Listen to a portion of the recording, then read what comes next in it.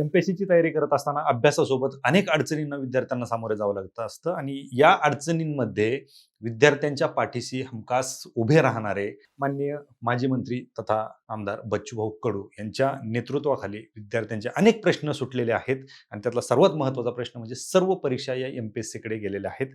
2015 पासून जी विद्यार्थी मागणी करत होते, आपण मागणी करत होतो आणि त्याचा पाठपुरावा बच्चूभाऊ करत होते. त्यासाठी वेळोवेळी आंदोलनं करावी लागली, उपोषणं भाऊंनी केलेली आहेत. त्यासोबतच पेपरफुटीचा कायदा असेल किंवा डिपार्टमेंटल पी-एस-आयची जी परीक्षा बंद झाली होती ती सुरू करणं असेल किंवा ह्या सरकारी संस्था असेल सारथी, बार्टी, टाटी, महाज्योती या सगळ्या एका छताखाली आणणं.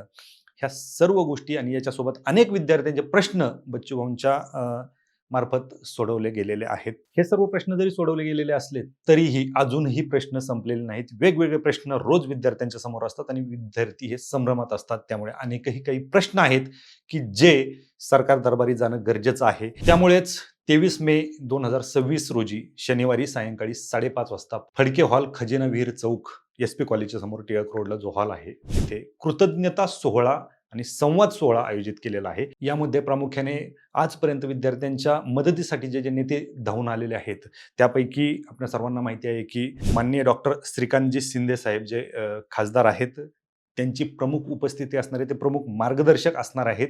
त्यासोबतच माननीय डॉक्टर उदयजी सामंत साहेब हे देखील विद्यार्थ्यांचे प्रश्न जाणून घेण्यासाठी येणार आहेत.